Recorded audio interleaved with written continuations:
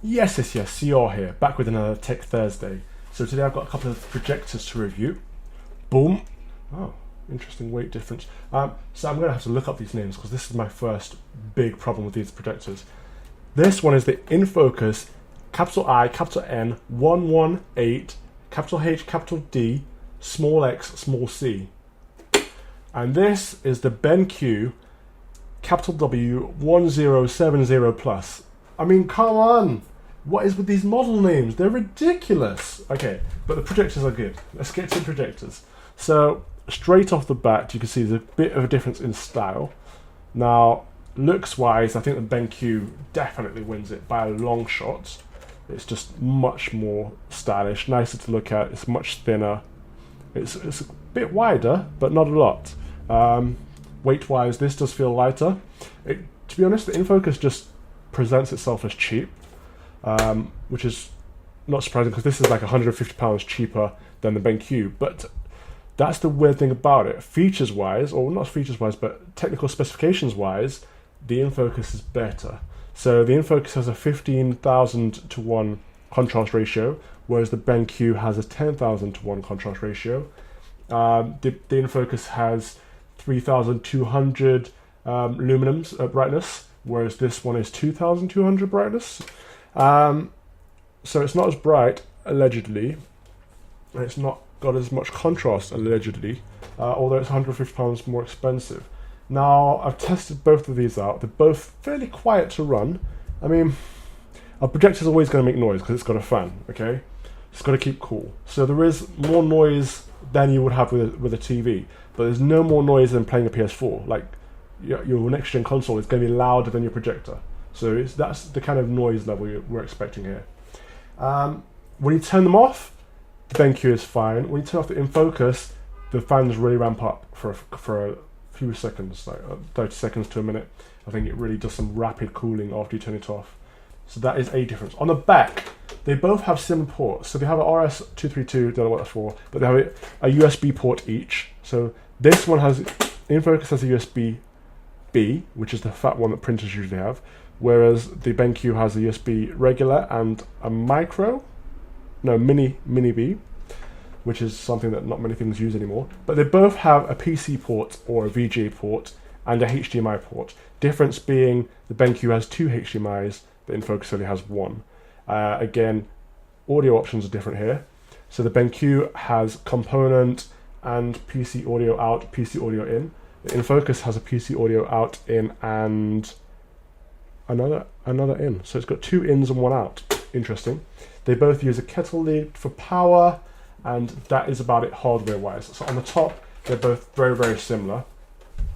They have up, down, left, right, menu, back, source, select, and power. The standard stuff you would expect. They'll both have a focus and a zoom here. Now, the BenQ can zoom larger, can take up a larger area from a distance, much larger area than the InFocus. So in my living room, which is fairly decent size, from one end to the other, the InFocus covers the entire back wall, which is nice. The BenQ more than covers it. I can make it much bigger. So if I had a larger house, or I don't know what reason I would want to do that, me personally, but you might need a larger screen. So there is that. Now, you probably want to know about the remotes. I remote is remote. I like the InFocus remote. It's nice, small, compact, but the BenQ one has LED. I don't know if you can see that, but it glows red. They both pretty much have all the same buttons you'd expect to see.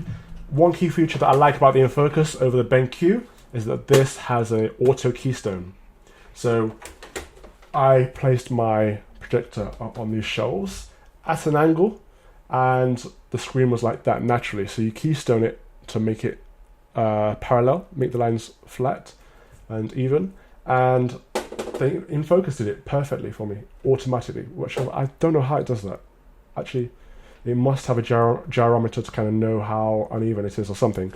But the BenQ, I had to do that manually. Wasn't a major thing, but it's nice to have an automatic feature. At the bottom of the projectors, they both have a screw in one corner. I don't understand this. Why one corner? I don't understand how that works. So the other corner will be uneven somehow. It's weird. And then they both have a screw at the front. So this one is a screw at the front. The foot for the front on this one, you push the button, it pops out, and you can put it in as far as you want, which is slightly faster. And of course, there is a lens protector with this. So I think with the BenQ, for the extra 150 quid, you get a few little, you know, niceties.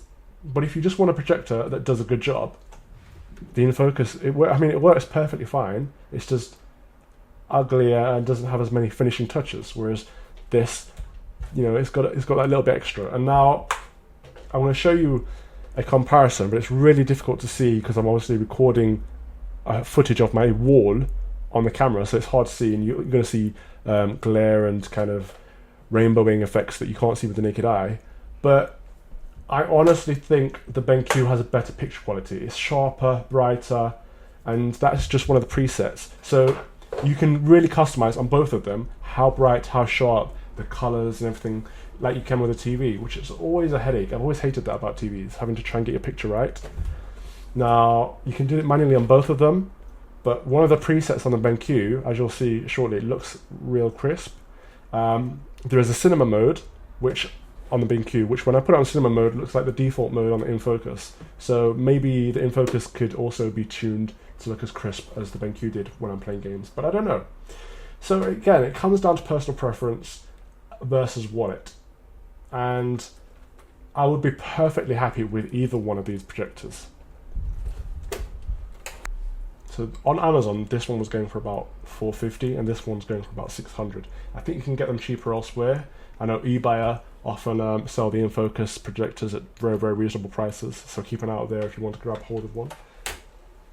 So that is my reviews of the InFocus IN118 HD XC and the BenQ W1070 Plus. Thank you very much for watching, and I'll see you on the next Tech Thursday. Cheers!